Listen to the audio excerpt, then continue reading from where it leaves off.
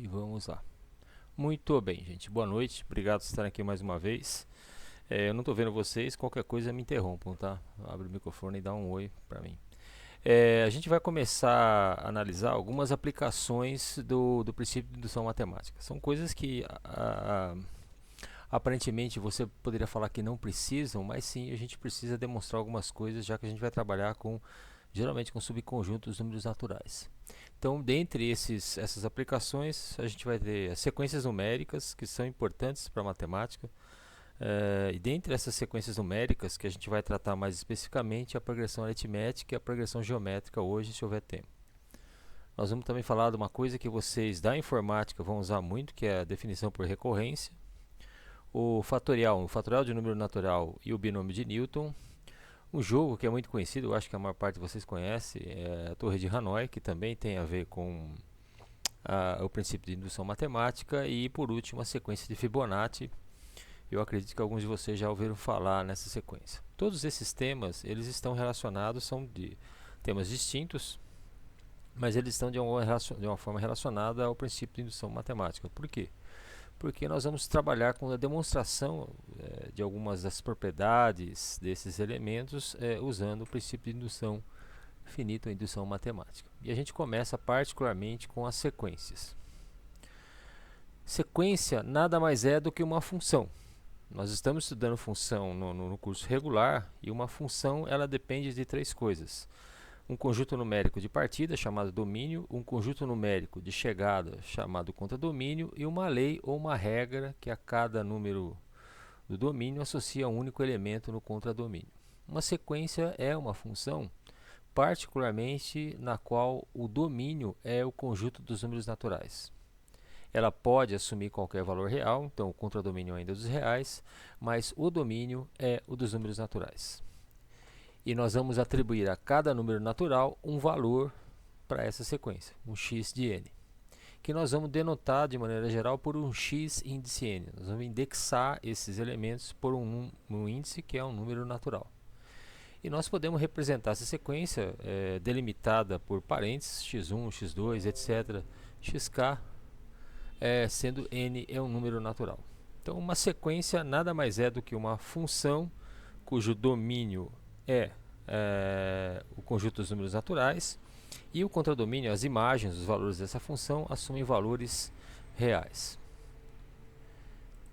Por exemplo, esta sequência primeira, 1, meio, 1 terço, 1 quarto, etc., etc., 1 sobre k, onde k é um número natural. Nós podemos representar de maneira geral que essa sequência é 1 sobre n, onde n é um número natural.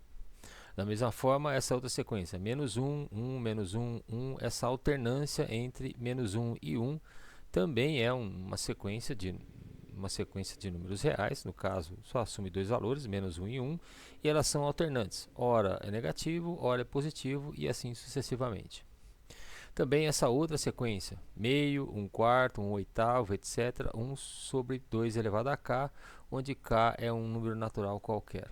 Esta é uma sequência que trabalha com potências de meio, 1 quarto, 1 oitavo e assim por diante. Ou ainda essa outra sequência, menos 5, menos 1, 3, 7, 11, etc., etc., que eu escrevi aqui uma lei de formação, menos 9 mais 4 vezes n, onde n é um número natural. Toda e qualquer sequência, independente da característica dela, a gente sempre procura escrever essa sequência através de uma lei de formação, que é o análogo da lei que define uma função, ou a regra que define uma função. Então, por exemplo, a primeira sequência era dada pelo termo geral 1 sobre n. A segunda por menos 1 elevado a n. A terceira por 1 sobre 2 elevado a n. E a quarta por essa expressão menos 9 mais 4 vezes n, que é similar, no certo sentido, ao que a gente está estudando lá no curso, que é uma função polinomial de primeiro grau. Então, essas sequências numéricas são importantes por várias razões na matemática. A gente vai ver que elas têm um papel fundamental no que a gente chama de análise, no estudo de funções, mas por enquanto vamos definir duas dessas sequências que são mais simples e são menos complexas, são mais simples e mais simples de analisar nesse momento. Depois a gente analisa algumas outras mais interessantes também. Mas a primeira delas é o que a gente chama de progressão aritmética, ou simplesmente PA. Então essa é uma sequência de números reais, a n, onde lembra, n é um número natural, que são dadas duas características dessa sequência. O primeiro termo, A1, e um número real fixo, chamado R, chamado razão dessa progressão aritmética. E para essa progressão, o que caracteriza essa progressão aritmética é o fato de que um elemento é sempre o anterior somado com a razão. Então essa aqui é a lei de formação dessa sequência numérica chamada particularmente progressão aritmética. Qualquer termo dessa sequência é o termo anterior somado de uma razão. Isso dessa razão que é esse número real fixo aí. Obviamente essa razão não pode ser zero, porque senão você vai ter o mesmo número sempre e eu vou ter uma sequência constante. Então esse R pode ser um número positivo ou negativo, mas é importante que ele seja diferente de zero para que eu tenha efetivamente uma sequência de termos que não seja constante. Tudo bem até aqui, gente? Tudo bem? Sim. Tá, vamos ver alguns exemplos então dessa sequência. Essa definição de sequência que diz que o AN mais 1 é o AN mais R, pode ser escrito de outra maneira. AN mais 1 menos AN é igual a R, ou seja, se essa sequência de fato for uma PA, a diferença entre dois termos sucessivos sempre será igual a uma constante, nesse caso, a chamada razão da progressão aritmética. E a gente vai fazer essa indexação dos elementos por um índice natural. Então, por exemplo, esse é o primeiro termo, esse é o segundo, esse é o terceiro, esse é o quarto, esse é o quinto, o sexto, o sétimo termo, o oitavo termo, o nono termo e assim sucessivamente. Quando eu uso esse símbolo, obviamente essa sequência ela é infinita. Agora, é uma sequência numérica e eu preciso ver se ela satisfaz a definição de uma progressão aritmética, que é esta aqui, ou alternativamente esta aqui. Então, se eu fizer a diferença A2 menos A1, eu vou ter menos 6 menos 9, ou seja, menos 6 mais 9. Essa diferença entre o segundo e o primeiro termo é o número 3. E se de fato essa sequência for uma progressão aritmética, isso vai caracterizar a razão dessa progressão aritmética, no caso igual a 3. Da mesma forma, se eu fizer a diferença A3 menos A2, eu vou ter menos 3 menos 6, ou seja, menos 3 mais 6, essa diferença é 3, igual ao anterior. Se eu fizer entre por exemplo, quarto e o terceiro termo, eu vou ter 0 menos 3, ou seja, 0 mais 3, que é igual a 3. E assim sucessivamente para todos os termos dessa sequência. Para essa sequência particular, então, é uma PA, ela é de fato uma PA, cujo primeiro termo é igual a menos 9 e cuja razão é igual a 3. Isso vai me permitir escrever qualquer termo dessa sequência a partir do primeiro termo. Eu vou sempre somando 3 nesse caso e vou obtendo os termos sucessivos. Então, o quinto termo 3, mais 3, 6. Sexto termo 6, mais 3, 9 é o sétimo termo. 9 mais 3, 12 me dá o oitavo termo. 12 mais 3, 15 me dá o nono. 15 mais 3, 18 me dá o décimo termo. E assim sucessivamente. Então, essa sequência de fato é uma progressão aritmética com o primeiro termo menos 9 e razão igual a 3. Ela satisfaz aquela definição. Eu posso ter uma sequência como essa, meio, 1 sexto, 7 sextos, 3 meios, 11 sextos. E eu quero verificar se essa sequência de fato caracteriza uma progressão aritmética. Eu não sei ainda. Então eu vou ter que aplicar aquela definição e tentar verificar se a diferença entre dois termos sucessivos é uma constante, e se essa constante, se esse valor permanecer constante, essa constante é exatamente a razão que caracteriza essa PA. Mas de qualquer forma, o primeiro termo dessa sequência é meio. O segundo termo, 5 sextos, o terceiro termo, 7 sextos, 3 meios, 11 sextos e assim sucessivamente. Então eu vou fazer a diferença A2 menos A1, ou seja, 5 sextos menos meio. E aqui eu vou determinar o mínimo múltiplo comum, que é 6. Aqui eu tenho 5. 6 por 2 é 3 vezes 1, 3. Portanto, essa razão é 2 sextos, que é a mesma coisa que 1 terço. Pelo menos entre o segundo e o primeiro termo, essa diferença é 1 terço, o que sugere que a razão deve ser 1 terço se essa sequência for uma progressão aritmética de fato. Mas aí nós vamos fazer o quê? A diferença entre o terceiro e o segundo termo. E vamos verificar se essa razão de fato é 1 terço. Então, 7 sextos, o terceiro termo, menos 5 sextos. Isso me dá direto 2 sextos, que também é 1 terço. Então, entre o terceiro e o segundo termo, essa razão também, essa diferença também é 1 terço. E se a gente fizer para os outros demais termos, se eu fizer A4 menos A3, se eu fizer A5 menos A4, todas essas diferenças vão ser igual a 1 terço. Portanto, isso caracteriza essa sequência como uma PA, cujo primeiro termo é meio e cuja razão é 1 terço. Ok até aqui? Ok. Só que esse é um processo tedioso, porque se eu quiser, por exemplo, nessa sequência descobrir o 35º termo, será que eu vou ter que ficar somando 1 terço até chegar nesse cara? Então eu tenho que encontrar uma formulação, alguma expressão que me permita calcular qualquer termo dessa progressão aritmética, conhecido apenas o primeiro termo e a razão, sem ter que ficar fazendo essas sucessivas somas da razão, no caso igual a 1 terço. E aí entra uma questão, será que eu consigo determinar para uma progressão aritmética o chamado termo geral, uma expressão, no fundo, a lei da função que me permite calcular qualquer termo dessa sequência conhecido, o primeiro termo e a razão? Isso é o que a gente chama de termo geral da progressão aritmética. E o raciocínio é um raciocínio indutivo. Só que a gente vai ter que, depois, no final, usar o princípio de indução matemática para provar que isso é verdadeiro. Então eu começo analisando o primeiro termo. Bom, o primeiro termo é dado. O segundo termo, usando a definição de PA, é o primeiro termo mais a razão, pela própria definição de PA. Isso aqui eu posso escrever como A1 mais 1 vezes R. O terceiro termo é o termo A2 mais a razão, usando a definição de PA.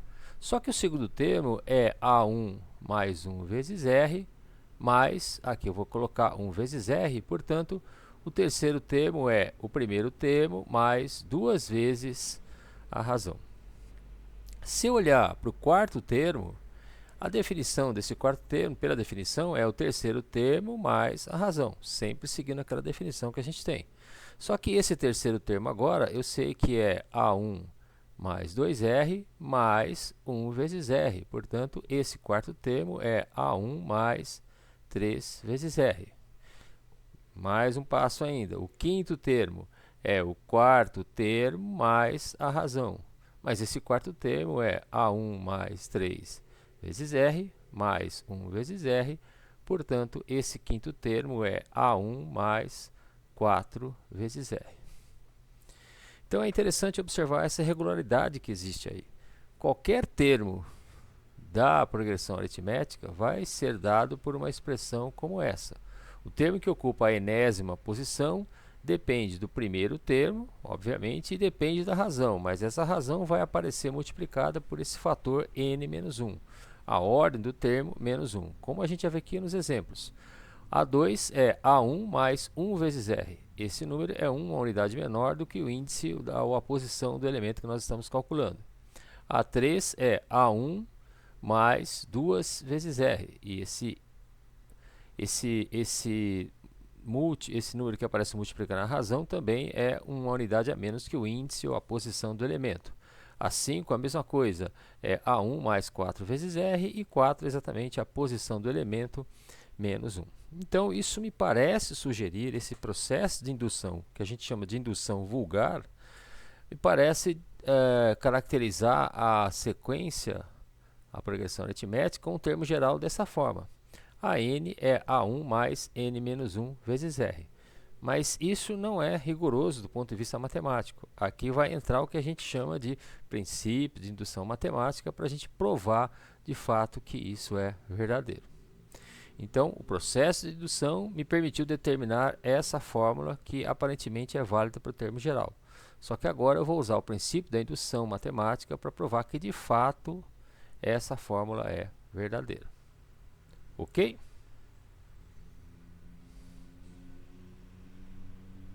Claro não, gente? Tudo bem? Tudo certo. Tá. Então eu tenho que a minha expressão geral essa é AN é A1 mais N menos 1 vezes R, onde N é qualquer número natural. Eu quero provar que isso é verdadeiro. Então a gente vai fazer o quê? Vai seguir aquela ideia do princípio de indução matemática.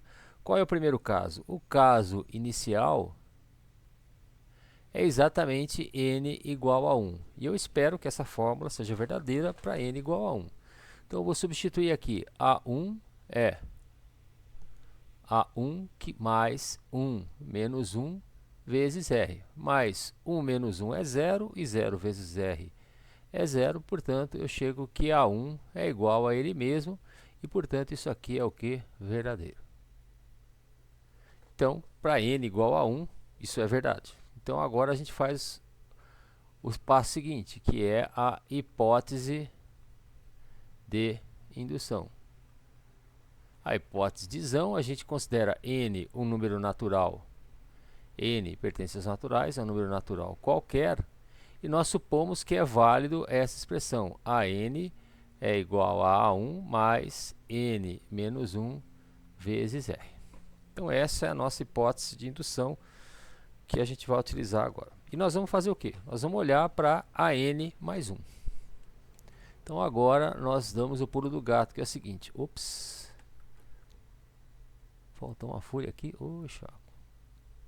Bom, então essa é a hipótese de indução. E agora a gente vai ter que fazer o quê? Nós vamos ter que dar o passo seguinte, que é considerar o caso n mais 1.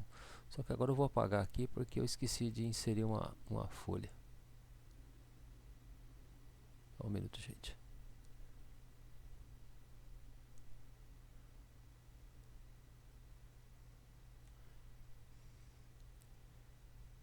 Então agora a gente considera o caso n mais 1. Pela definição, AN mais 1 é AN mais R. Essa é a definição, a gente está usando a definição de PA. E agora nós vamos utilizar a hipótese de indução, que o AN é A1 mais N menos 1R, e escrever que AN mais 1 é A1 mais N menos 1 vezes R, pela hipótese de indução, mais R, que vem da definição de PA. E, portanto, eu vou escrever isso como que AN mais 1 é A1 mais N menos 1 vezes R mais R. Eu posso colocar esse R em evidência e escrever isso da seguinte forma. Isso aqui é N menos 1 mais 1. E, portanto, esse AN mais 1 é A1. Esse menos 1 e esse mais 1 se cancelam, mais N vezes R. Que é exatamente similar a caso N. Então, nós provamos aqui o quê? Nós provamos o seguinte fato, que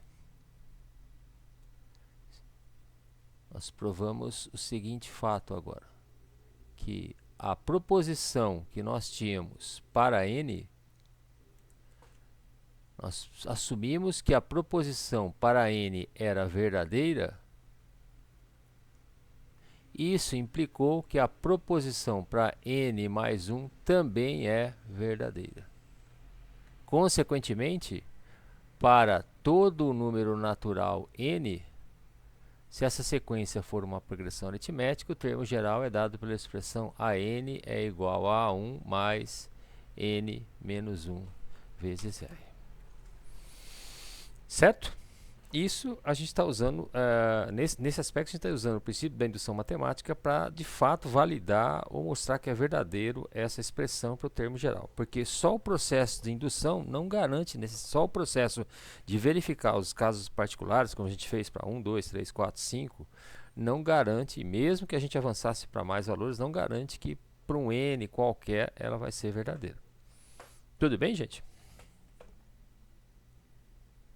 Sim, tudo bem. Certo. Você pode falar que é meio pedante da matemática fazer isso, né? Mas é uma maneira que a gente tem de provar as coisas nesse sentido. Vamos ver alguns exemplos disso aí. E a gente vai usar esse mesmo processo, essa mesma coisa, quando a gente for considerar, por exemplo, a soma dos termos de uma PA. Então aqui eu tenho um exemplo bem claro, eu peguei exemplos só do vestibular para a gente ir se acostumando já com isso. E algumas questões aí também de nível superior, como a gente vai ver mais adiante. Interpolando esses 7 meios aritméticos entre os números 10 e 98, obtém-se uma progressão aritmética cujos termos central é igual a quanto? Então eu tenho aqui uma progressão aritmética, porque ele fala que ele está interpolando termos aritméticos e isso vai gerar então uma progressão aritmética. Esta progressão aritmética tem o primeiro termo exatamente igual a quanto? A 10. E o último termo igual a 98. Mas qual é a posição desse último termo aqui? Quem me diz?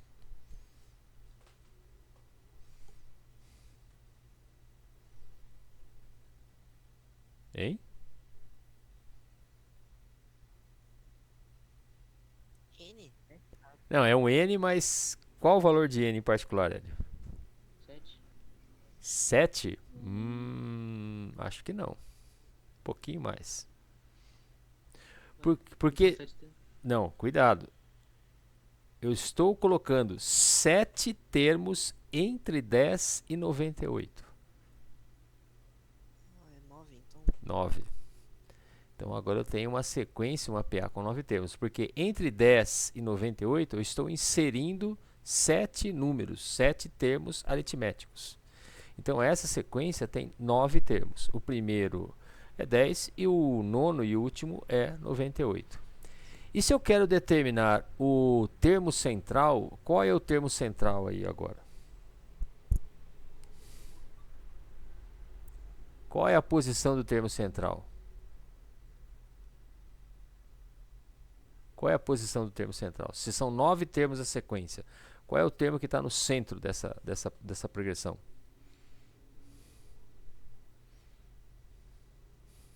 Bom, gente.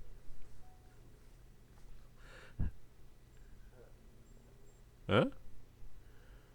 Sem medo de errar.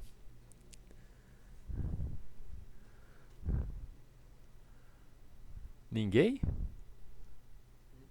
Não? Ah, é que eu tô falando quinta. É o quinto. É o quinto termo. Porque eu tenho, olha, são 10 termos. O primeiro termo é 10.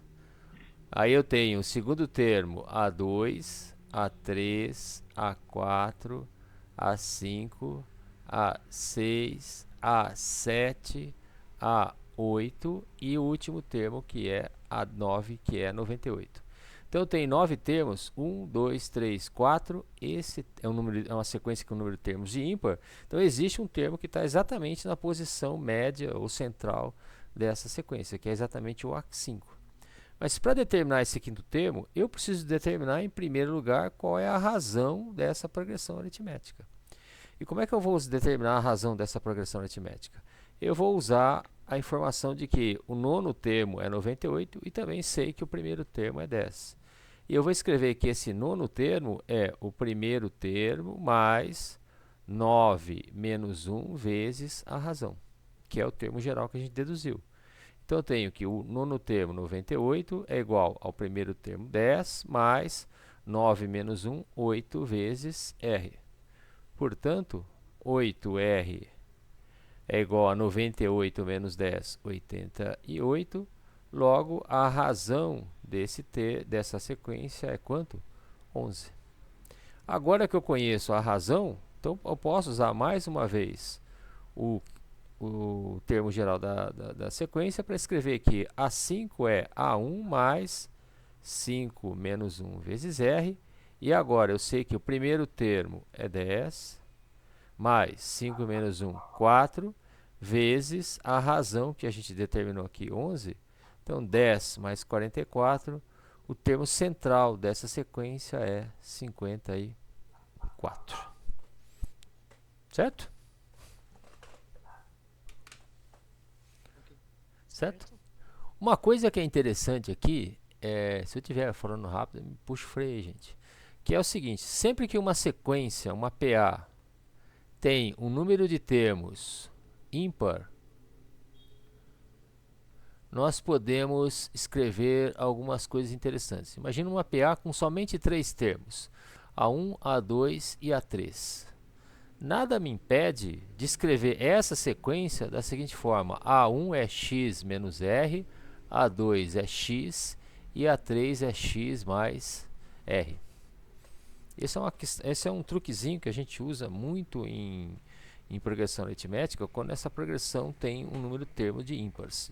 Eu sei que existe um termo central, que eu chamo de x, e os termos menores do que ela eu subtraio a razão, os termos posteriores eu somo a razão.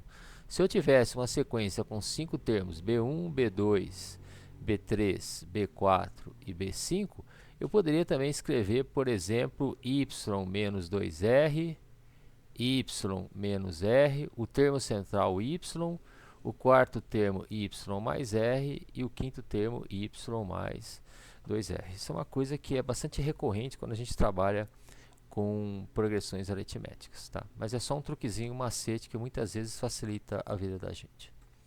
Ok? Um outro exemplo aqui, também da Unesp. Imagine os números inteiros não negativos formando a seguinte tabela. Na primeira linha ele tem 0, 3, 6, 9, 12 e assim por diante. Na segunda linha, 1, 4, 7, 10, 13 e assim sucessivamente.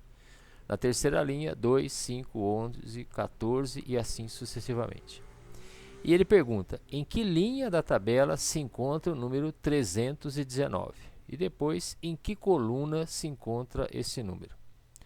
Se a gente olhar isoladamente para cada uma dessas linhas, essas linhas formam progressões o quê? Progressões aritméticas, porque se eu fizer a diferença entre esse termo e esse, 3 menos 0 é 3, 6 menos 3 é 3, 9 menos 6 é 3, 12 menos 9 é 3, e o mesmo vale para a linha de baixo. 4 menos 1 é 3, 7 menos 4 é 3, 10 menos 7 é 3, 13 menos 10 é 3, e assim sucessivamente. Para a terceira linha é a mesma coisa. 5 menos 2 é 3, 8 menos 5 é 3, 11 menos 8 é 3, e assim sucessivamente. Então, essas sequências por linha são PAs e PAs de razão igual a 3. A questão é, se eu dou o número 319, ele pergunta em qual linha e em qual coluna dessa matriz, você já deve ter visto esse termo na programação, nessa tabela se situa esse número. Como é que você vai determinar, em primeiro lugar, em qual linha ele se encontra? Sem ainda me preocupar com o fato de que essas sequências são PAs. Só olhando esse número e como são distribuídos esses números nas linhas. Em que linha eu consigo dizer em qual linha o 319 se encontra? Na do meio? Por quê? Na segunda linha, por quê? Não, só acabei de confundir, não, ele fez errado, desculpa. E É porque é múltiplo de 3 mais 1, né? sim, se você olhar na realidade, a resposta está na primeira coluna. A primeira linha são múltiplos de 3. 0, 3, 6, 9, 12. A segunda linha são múltiplos de 3 somados quanto? 1. Ou seja, qualquer número na segunda linha, quando eu dividir por 3, tem resto igual a 1. Já os elementos da terceira linha são tais que se eu pegar qualquer um deles e dividir por 3, o resto vai ser igual a quanto? 2. Então, para responder o item A, basta fazer o quê? A divisão inteira de 319 por 3. E olhar particularmente qual é o resto dessa divisão. Esse resto vai me dizer em qual linha se situa esse elemento. E aí me diz, 319 dividido por 3, tem qual resto? Nem quero saber o quociente. Qual é o resto? O resto aqui é 1. Portanto, esse 319 estará na segunda. Ele se situa. Ops. Situa não, né? Ele se situa na segunda linha. Por quê? Porque o resto da divisão de 319 por 1 dá 106, né? E o resto é igual a 1. Então ele se situa na segunda linha. Agora, se ele se situa na segunda linha, em qual coluna, em qual posição dessa linha ele se situa e por quê? Lembra, cada linha é uma progressão aritmética de razão igual a 3. Como é que vai ser o processo para descobrir em que posição ele se encontra dentro dessa linha? Vai ser o quociente da divisão? Não? Também, pode ser. Porque, olha, a própria divisão já me dá o seguinte, que 319, como o Hélio disse, é 3 vezes 106 mais 1. E esse 1 aqui não é exatamente o primeiro termo dessa sequência? É ou não é? Sim. Então, nessa sequência da segunda linha, o primeiro termo é 1, a razão, como a gente havia já determinado, é 3, então a posição desse elemento é 106. Então, ele está na 106ª coluna, correto? Correto? Sim. Correto. Não, por quê? Não é a posição 106. Por que não é a posição 106?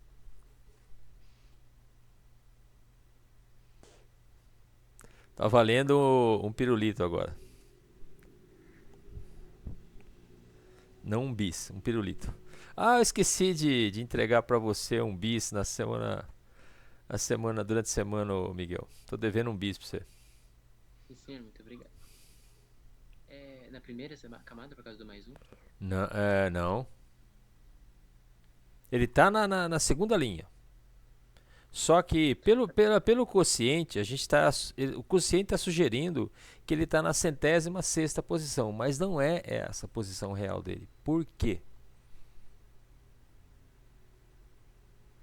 Lembra qual é o termo geral da sequência? A n é A1 mais n menos 1 vezes R. Então, para essa sequência, o enésimo termo é 1, que é o primeiro termo, mais n menos 1 vezes a razão, que é 3. Então, esse quociente 106, na realidade, não dá diretamente a posição do elemento, mas dá a posição menos 1. Então, n menos 1 é igual a 106, portanto, a posição real desse elemento na linha é a 107ª coluna. Ele está na posição 107.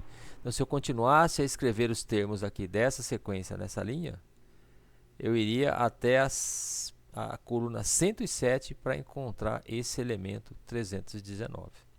Certo? Concorda ou não com isso? Por quê? Concordo. Sato, a Amanda mandou coisa no chat. Eu não estou vendo. Você pode ler para mim, ô Miguel, por favor? Ela tinha acertado e aí ela reclamou que você não tá vendo o chat. Eu não estou vendo porque eu tô cego aqui. Quando eu faço a apresentação, Amanda, eu não consigo ver o chat. Eu preciso aprender de novo a mexer com essas coisas. Tem uma maneira de fazer isso, mas eu não me lembro. Prometo que na próxima vez eu falo. Mas pode abrir o microfone. Se você puder abrir o microfone, dá um grito aí. Ô, japonês xarope. Tô falando aqui, pô. Tudo bem? Tá bom, tá bom, tá bom. Vou comprar um sem açúcar. O pessoal é viciado em açúcar. Então, essa é a maneira de caracterizar uma progressão aritmética, mas falta um detalhe. A gente vai deixar a PG para depois, já são 8h15. Eu não vou ficar sugando o sangue de vocês até meia-noite hoje não, porque vocês têm que dormir um pouco, né? Mas enfim, a gente vai falar um pouquinho da soma dos termos de uma PA e aí a semana que vem a gente retoma com o PG. Enquanto isso eu vou preparar outra lista e qualquer coisa depois a gente discute também, ou agora, durante a semana, os exercícios daquela primeira lista que eu vou retomar algumas coisas ali que envolvem o fatorial assim que a gente terminar essa parte de sequências, que é uma coisa interessante que a gente vai ver. Então olha o seguinte, eu deixei agora mais espaço. A gente vai olhar para a soma dos termos de uma progressão aritmética. Muitas vezes é mais interessante, não a sequência em si, a gente vê em matemática que é interessante, mas muitas vezes a soma dos termos dessa sequência, que a gente chama de uma série, é mais interessante do que a sequência em si. Então, em matemática, a gente vai também somar os termos de uma sequência geral e particularmente agora de uma progressão aritmética. Então, dado uma progressão aritmética, A1, A2, A3, AN, mas agora é uma progressão aritmética finita, obviamente.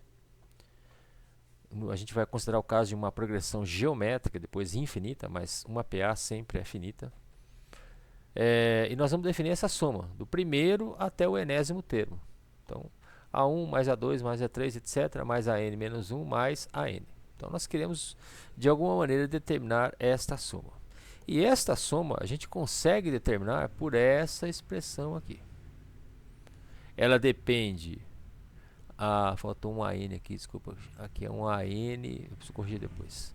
Então, essa soma depende do número de termos da sequência, obviamente, do primeiro termo e da razão, ou então do primeiro e do último termo e do número de termos dessa razão. Mas, de novo, a ideia aqui não é simplesmente reproduzir isso, é usar o princípio de indução matemática para provar que isso aqui é verdadeiro. Existe uma maneira de chegar nessa soma. Ela não é à toa. E aí tem aquela história famosa, né, aquela lenda famosa de que o Gauss, o professor dele estava meio de saco cheio, e mandou ele somar, a turma toda somar os números de 1 até 1000 e ele anotou numa folha ali, diz a lenda que ele anotou numa folha rapidinho e o professor depois conferiu estava correto, ele usou um princípio que é bem interessante e que a gente vai reproduzir aqui, não exatamente isso, mas a ideia é essa. Então nós estamos definindo esta soma aqui, A1 mais A2 mais A3 mais etc, AN. E o truque que o Gauss usou e que a gente usa é fazer essa mesma, reescrever essa soma, mas em ordem diferente. Em vez do primeiro para o último, do último para o primeiro. Então, AN mais AN menos 1 mais AN menos 2 mais etc, mais A1. E somar membro a membro, termo a termo, essas duas coisas. Opa! Somar membro a membro, termo a termo, essas duas coisas aqui. Né? Deixa eu ver se eu acho aqui a posição certa. Somar membro a membro, termo a termo, essas duas coisas aqui. E hoje está difícil. Não. Somar membro a membro, termo a termo, essas duas coisas. Então eu vou ter duas vezes a soma que eu quero. Então eu vou ter A1 mais AN mais A2 mais AN menos 1 mais etc, AN mais A1. E o que se observa é que todas essas somas são exatamente iguais. Então, A1 mais AN é igual a A2 mais AN menos 1, e essas somas vão se repetindo. Eu vou resumir aqui, não vou mostrar isso em detalhes. Isso é 2 vezes S, 2 vezes essa soma é A1 mais AN, que é uma propriedade interessante, depois eu detalho com mais cuidados, que é a soma dos termos equidistantes de uma PA é uma constante. E como essa sequência tem n termos, então aqui vou multiplicar por n. Então a soma desses n termos de uma progressão aritmética depende da soma do primeiro e do último vezes o número de termos dividido por 2. Essa é a fórmula que me é sugerida por esse processo. Estou encurtando aqui para não pulando essa passagem, depois eu mostro com mais cuidado nas notas. Soma dos termos equidistantes de uma PA é constante, então a soma do primeiro com o último, do segundo com o antepenúltimo, do segundo com o penúltimo, do terceiro com o penúltimo e assim por diante é uma constante. Isso me sugere essa expressão. Mas mais uma vez, eu tenho que usar o princípio de indução matemática para provar que isso é verdadeiro. Tudo bem até aqui? Tudo bem. Sim. Então, quando o número sequência tiver uma quantidade ímpar, isso funciona? E se tiver uma quantidade ímpar, aí é aquela história. Vamos fazer aqui um caso simples. A1, A2, A3, A4 e A5. Então eu somo A1 mais A5, A2 mais A4 e A3 eu somo com ele mesmo. Mesmo que tenha um número ímpar de termos, eu vou ter essa soma aqui do terceiro termo, o termo central, somado com ele mesmo duas vezes. Não vai ter problema nenhum. Tudo bem? Miguel, né? Você que me perguntou, né, Miguel? Isso. Muito obrigado, ok. Entendi. Então, não importa se a sequência tem um número par ou ímpar de termos. Vai ser sempre possível fazer essa soma. Eu só vou ter, no caso de uma sequência com um número de termos ímpar, o termo central vai ser duplicado nessa soma. Mas não tem problema nenhum. E não tem problema nenhum porque vai ser duplicado, porque no final eu vou dividir o resultado todo por 2, porque eu estou somando duas vezes a mesma coisa. Mas, de novo, a gente tem que pensar no seguinte aspecto. Isso é o que sugere o nosso raciocínio, mas é um raciocínio, em certo ponto, indutivo, e a gente precisa usar o princípio de indução matemática para provar que isso é verdadeiro. Então, nós queremos que, dada a sequência A1, A2, etc., AN, uma progressão aritmética, nós queremos mostrar que a soma dos n termos é A1 mais AN vezes o número de termos n sobre 2, para todo n número natural. Então, de novo, a gente começa com o nosso caso inicial. O nosso caso inicial é n igual a 1. Então, essa soma, por um lado, é simplesmente o A1.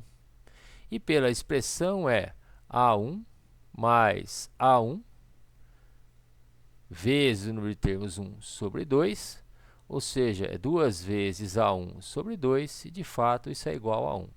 Então, para n igual a 1, essa expressão é verdadeira. Então, nós testamos para o primeiro caso e ela mostrou-se verdadeira. O que a gente vai fazer agora? Nós vamos para a nossa hipótese de indução. Nós vamos para o fato de que, para a nossa hipótese de indução, nós vamos considerar n um número natural qualquer. E aqui é interessante que eu nem sei quais são os termos dessa PA. Só sei que é uma PA e eu estou deduzindo isso no caso mais geral possível. E eu vou imaginar que Sn é A1 mais AN sobre 2 vezes o número de termos. Essa é a minha hipótese de indução. E nós vamos considerar o caso n mais 1, ou seja, a soma, e aí nós partimos da definição, a soma dos n mais 1 primeiros termos é A1 mais A2 mais A3 mais etc, etc, mais AN mais agora AN mais 1. E nós queremos mostrar que é uma expressão similar a essa. E nós fazemos o quê? Nós usamos a nossa hipótese de indução para mostrar que todos esses termos aqui têm soma dado por essa expressão aqui. Então, nós escrevemos que essa soma dos n mais 1 termos agora, pela hipótese de indução, é dado por quem? Por A1 mais AN sobre 2 vezes n mais AN mais 1. E agora, o que nós fazemos? Perguntas. Como é que nós vamos manipular isso aí agora?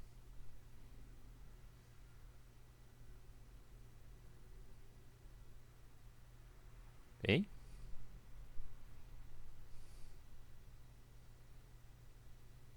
Como é que nós vamos sair dessa situação agora para mostrar que a soma dos n mais 1 termos é A1 mais AN mais 1 sobre 2 multiplica n mais 1? Porque é isso que eu quero fazer. Qual é o truque aqui? A Amanda um dia estava preocupada com essas coisas, então. Qual é o truque agora para escrever isso aqui? Vamos pensar um pouquinho. Vamos ver se alguém tem alguma ideia aí.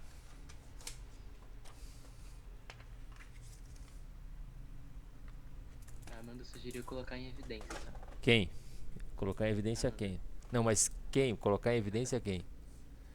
Tá, vamos ver, peraí, ela tá mandando no chat, peraí. Ela tá no ônibus ainda? Não sei, ela tá mandando no chat. A N. O N AN? mais um. Mas eu não tenho o AN mais um ali em evidência para colocar no segundo termo. Hum? Não sei.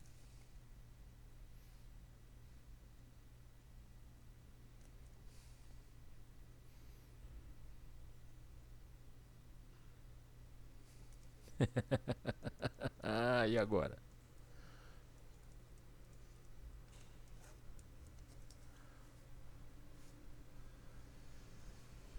A Amanda pediu uma dica, sabe? Não, eu que tô pedindo uma dica. Eu quero uma dica aí. Vamos ver se vocês estão prestando atenção aí.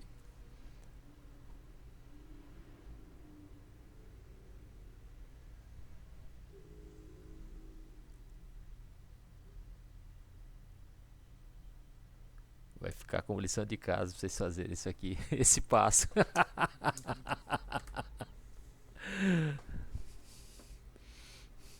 Vou colocar, você, como é muito costume, se um dia vocês fizerem um curso na área de exatas, aí, o professor de cálculo, o professor da matemática, se estiverem lá, vai colocar assim, completa a demonstração da propriedade do teorema tal, lição de casa, lista de exercício. Vamos começar a treinar isso já, ó. Porque lição de casa, vocês vão ver como é que eu vou fazer esse passo indutivo, como é que eu vou embutir esse passo indutido aí. Mas é verdadeiro, dá certo. Tem um detalhezinho só ali, mas vocês vão ter que quebrar a cabeça um pouquinho. Eu não vou fazer não. Depois durante a semana a gente conversa, tá? Mas é verdadeiro. Eu consigo mostrar que nesse caso a soma, eu consigo mostrar que, perdi minha caneta agora, que a soma SN verdadeira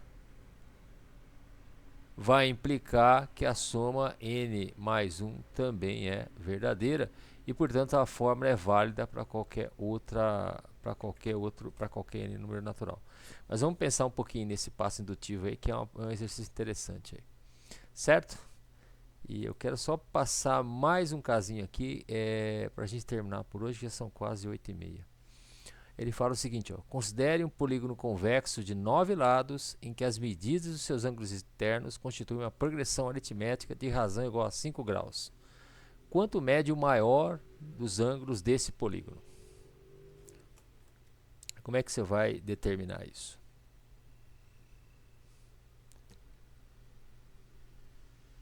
Alguém tem alguma ideia? Primeiro, se o polígono tem 9 lados, qual é a soma dos ângulos internos desse polígono? Como é que você determina? E aí também tem um raciocínio indutivo aí que a gente pode usar. Um triângulo qualquer tem soma dos ângulos internos igual a quanto? 180. 180. O raciocínio é também indutivo. Se você pegar um triângulo qualquer, a soma dos ângulos internos, essa soma dos ângulos internos é 180 graus. Se você pegar um quadrilátero qualquer, desde seja convexo, eu posso dividir este quadrilátero em dois triângulos, esse triângulo 1 e esse triângulo 2. E a soma dos ângulos internos vai ser 2 vezes 180, a soma dos ângulos internos vai ser quanto? 360 graus. Esse é um princípio, é um raciocínio indutivo também. A gente usa indução matemática para provar isso. É um exercício interessante. Provar, eu já vou chegar à expressão. Imagina se eu pegar agora um pentágono, uma figura com 5 lados. Eu posso fazer a mesma construção. De qualquer vértice, eu posso dividir isso aqui em 1, 2, 3 triângulos. 1, 2, 3 triângulos. E a soma dos ângulos internos vai ser 3 vezes 180. A soma dos ângulos internos vai ser 540 graus. Se eu tiver um polígono qualquer de n lados, a soma dos ângulos internos vai ser n menos 2 vezes 180. E aqui também tem um raciocínio indutivo para mostrar isso. Eu estudo os casos particulares, tiro essa lei E também demonstro por indução matemática que isso é verdadeiro. Isso também é outro exercício interessante da gente fazer. Tá? Eu vou colocar na lista lá. Mas se o polígono tem... Ops, diacho. Baguncei tudo aqui. Se o polígono tem 9 lados, então a soma dos ângulos internos é 9 menos 2, que multiplica 180. Então, 7 vezes 180, a soma dos ângulos internos é quanto?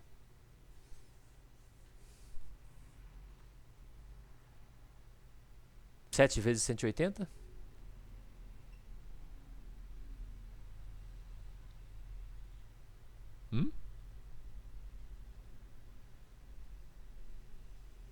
Vocês estão ainda aí?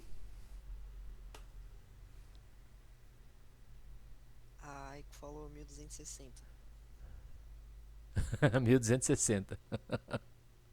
1260. Então, nesse caso, eu tenho exatamente a soma dos ângulos internos. E eu quero determinar qual é o maior ângulo dessa brincadeira aí. E o que eu preciso fazer? Eu sei que o menor, eu não sei qual é o menor ângulo, mas eu sei que a razão desses ângulos é 5 graus. E eu tenho, se o polígono tem 9 lados, é uma sequência que tem n igual a 9. Então, o nono termo é o primeiro termo mais 8 vezes a razão, 8 vezes 5. Que a razão é dada 5 graus, então o nono termo é A1 mais 40 graus.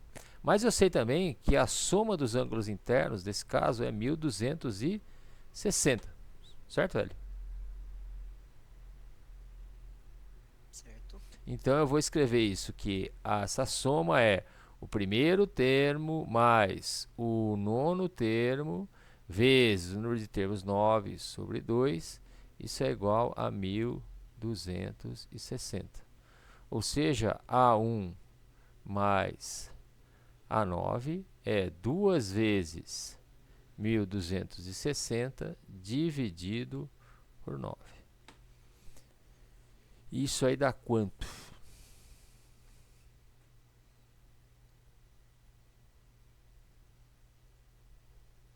Hum?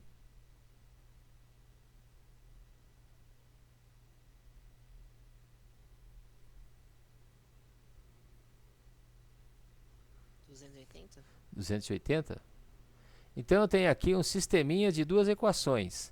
A9 é igual a 1 mais 40 e A1 mais A9 é igual a 280. E eu tenho que resolver esse sisteminha aí para determinar quem que é o maior desses ângulos aí. Eu posso escrever o seguinte fato, olha. Da primeira equação, eu posso escrever que A1 é A9 menos 40. E substituir aqui na segunda equação. Então, eu tenho que A9 menos 40 mais A9 é igual a 280. Portanto, 2 vezes A9 é igual a 320.